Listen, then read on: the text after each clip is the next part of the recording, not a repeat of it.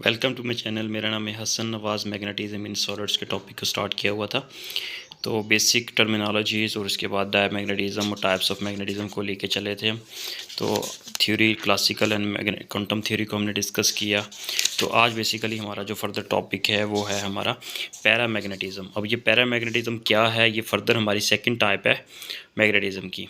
पहली हमने देखी diamagnetism. Paramagnetism occur in those atoms ions and molecule which have permanent magnetic movements, मतलब वो मटेरियल जिनके अंदर परमानेंट्स मैग्नेटिक मूवमेंट्स होती हैं, बेसिकली वो पैरामैग्नेटिज्म हमारा वो मटेरियल बन जाता है। Basically in the absence of magnetic field, जब मैग्नेटिक फील्ड अप्लाई नहीं कर सकते, कोई भी बाहर से कोई एक्सटर्नल मैग्नेटिक फील्ड अप्लाई नहीं करते, उस वक्त क्या होता है कि मैग्नेटिक मूवमेंट्स जो होती हैं आर ओरिएंटेड रैंडमली। तो मैग्नेट उस सॉलिड के अंदर, उस मटेरियल के अंदर जो मैग्नेटिक मूवमेंट्स होती हैं वो रैंडमली ओरिएंटेड हो जाती हैं। एंड नो नेट मैग्नेटाइजेशन, वहाँ पे नेट मैग्नेटाइजेशन नहीं होती, is produced. So when a magnetic field is applied, these magnetic movements are oriented themselves। मतलब जब एक्सटर्नल मैग्नेटिक फील्ड अप्लाई करते हैं तो वो मैग्नेटिक मूवमेंट्स खुद ब खुद वो ओरिएंटेड हो जाती हैं, मतलब वो एक स्पेसिफिक डायरेक्शन में ओरिएंट हो जाती हैं। ठीक है। The magnetic materials have small positive and temperature dependent susceptibility. Very very important. Paramagnetic जो हमारे मैग्नेटिज्म्स होते हैं, मटेरियल्स होते हैं, वो उनकी स्मॉल, वो हम कह सकते हैं कुछ स्मॉल पॉजिटिव और टेम्परेचर डिपेंडेंट सस्केप्टिबिलिटी की वैल्यू होती है। ठीक है। अब पैरामैग्नेटिक मटेरियल जो होते हैं, मूवमेंट्स, वो आयंस वो किस वजह से बनती है, उनकी कंट्रीब्यूशंस क्या होती हैं। बेसिकली उनमें आयन स्पिन होती है या inter intrinsic movements of the electrons, the orbital motion of the electrons, the spin magnetic movements of the nucleus। तो बेसिकली ये वजूहात होती हैं जो कंट्रीब्यूट करती हैं पैरामैग्नेटिक मूवमेंट्स, वहाँ पे जो रिजल्ट्स उसके बनते हैं, बेसिकली वजूहात जो बनती हैं जो पैरामैग्नेटिज्म की। तो अब paramagnetism observed in the metals के अंदर देखा जाता है। Atoms molecule possessing an odd number of the electron, unpaired electrons कह सकते हैं हम, जिनमें free sodium atoms, gaseous nitric oxide, ये इसकी एग्जांपल्स हैं।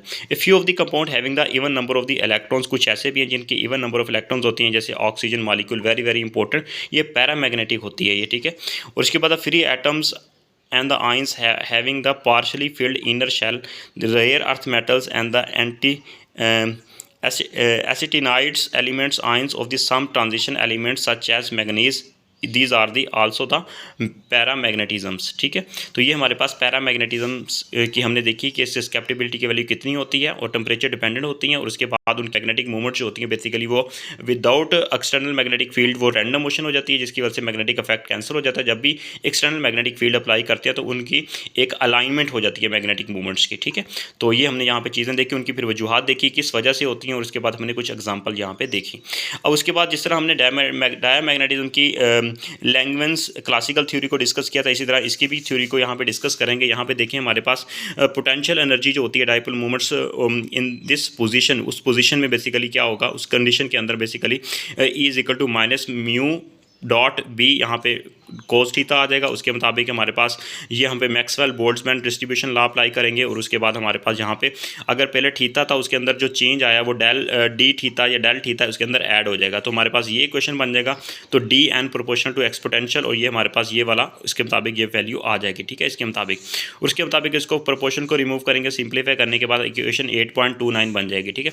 उसके मुताबिक यहाँ पे सिंपली आप यहाँ पे देखेंगे हमारे पास बात अगर हम यहाँ पे करें कि number of atoms per unit volume, N gives the magnitude, N gives the magnetization M देगा। ठीक है। ये बेसिकली इस पैराग्राफ को आप समराइज कर लीजिएगा। यहाँ पे के बोल्ट्जमैन कांस्टेंट कहलाती है। अब यहाँ पे हमारे पास लिमिट्स अप्लाई करेंगे 0 to पाई, उसके बाद 0 to पाई ऊपर mu cos theta D N divide by D N. ठीक है। इसको लिमिट्स अप्लाई करेंगे, सिंप्लीफाई करेंगे, हमारे पास म्यू बी ओवर के T is equal to X. तो यहाँ पे cos theta is equal to Y की इक्वल यहाँ पे हो जाएगा सिंप्लीफाई करने के बाद, और हमारे पास यहाँ पे वैल्यूज़ को पुट कर देंगे। तो उसके बाद फर्दर इसको सब हम सॉल्व करते हैं इक्वेशन 8.30 को, तो हमारे पास कुछ इस तरह फार्मूला बन जाता है। तो ये ग्राफिकली यहाँ पे देख सकते हैं कि इस तरफ हमारे पास एक्स ट्रैक्शन में, इस तरफ एल हमारे पास लेग्रेंजियन, हमारे पास लेंगियन, हमारे पास वो इक्वेशन जो हमने पास पर क्लासिकल थ्योरी की बात कर रहे हैं। ठीक है। उसके बाद यहाँ पे देखेंगे लैंगवेंस फंक्शन जो हमारे पास होता है, इसमें L into x with x की value mu naught mu B over के टी, और इसके मुताबिक शो इन फिगर, यहाँ पे ये डायग्राम में देखें, पहले स्टेट जा रही है, उसके बाद ये कर्व हो जाएगा, स्टेट हो जाएगा, लैंगवेन इक्वेशन जो होगी हमारे पास ये चेंज नहीं होगी। तो इसका मतलब ये होता है कि बेसिकली हमारे पास ये फैक्टर कांस्टेंट है, और यहाँ पे हम इसको सिंप्लीफाई करेंगे तो यहाँ पे हमें जो रिजल्ट मिलता है बेसिकली ये रिजल्ट मिलता है, ये पैरामैग्नेटिक सस्केप्टिबिलिटी, पैरामैग्नेटिज्म की सस्केप्टिबिलिटी है, जो कि इन्वर्सली प्रोपोर्शन टू टेम्परेचर होता है, क्योंकि पैरामैग्नेटिज्म मटीरियल जो होते हैं वो टेम्परेचर डिपेंडेंट होते हैं। ठीक है, ये हम बात डिस्कस कर चुके हैं। तो ये चीज़ें हम यहाँ पे डिस्कस कर रहे हैं, उसके मुताबिक यहाँ पे देख सकते हैं कि पैरामैग्नेटिज्म ये कांस्टेंट है, क्यूरीट कांस्टेंट, यहाँ पे हमारे पास आ जाता है टी सस्केप्टिबिलिटी, टेम्परेचर पे डिपेंडेंट होती है। तो ये कांस्टेंट का वैल्यू है, यहाँ पे देख सकते हैं वही बातें, क्यूरी लॉ कहलाता है, this is called the Curie law, और इसकी वैल्यू जो लार्ज होती है स्मॉल होती है, ये आपने इसको ठीक है देख लीजिएगा। ठीक है, इस चीज़ को तो हमने देखा वो सैचुरेशन मैग्नेटाइजेशन होती है इस ग्राफ के अंदर, जैसे ये सैचुरेशन मैग्नेटाइजेशन हो जाती है।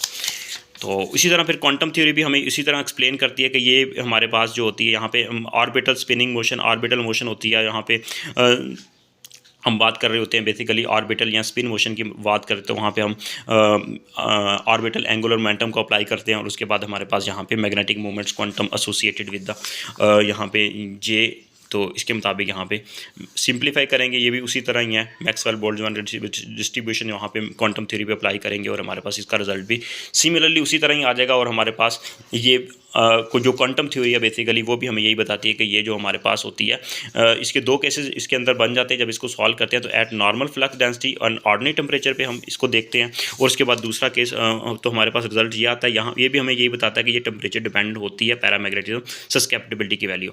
और दूसरा है लो टेम्परेचर के ऊपर और स्ट्रॉन्ग मैग्नेटिक फील्ड जब अप्लाई करते हैं तो उस वक्त हमें ये रिजल्ट बताता है। यहाँ पे देखें ये भी टेम्परेचर डिपेंडेंट, यहाँ पे उसकी वैल्यू आ जाती है हमारे पास। ठीक है, तो ये देखें, this result implies that the state of the magnetic saturation all the dipole movements get aligned along the magnetic field, जब एक्सटर्नल मैग्नेटिक फील्ड अप्लाई करेंगे। In this limits the expression, जो इक्वेशन हमारे पास 8.46 है, analogous to the Langevin expression जो classical theory में बताती है 8.31, with the difference that the, इसमें डिफरेंस क्या है, latter the applicable to the freely rotating dipole only. In fact J is equal to infinity हो जाएगा, तो उस वक्त हमारे पास large number of the allowed orientation of the magnetic dipole movements वहाँ पे अलाउ होंगी। तो इसके मुताबिक अप्लाई करेंगे तो हमारे पास, तो इसके अंदर आपने ये बातें याद रखनी है जैसे कि मैंने आपको बताया कि ये टेम्परेचर डिपेंडेंट होता है हमारा पैरामैग्नेटिक मटेरियल। ठीक है, तो क्लासिकल थ्योरी भी हमें यही बताती है और क्वांटम थ्योरी भी यही चीज़ को एक्सप्लेन करती है। तो क्लासिकल थ्योरी को लैंगवेन थ्योरी भी हम कह सकते हैं। तो ये चीज़ें हैं, इसी चीज़ को फर्दर एक्सप्लेन कर रही है, जस्ट इसकी रीडिंग है, आगे कुछ भी नहीं है, एक्स्ट्रा चीज़ करने की ज़रूरत नहीं है। तो फर्दर हम इंशाल्लाह नेक्स्ट लेके चलेंगे फेरोमैग्नेटिज्म को। All the best, take care.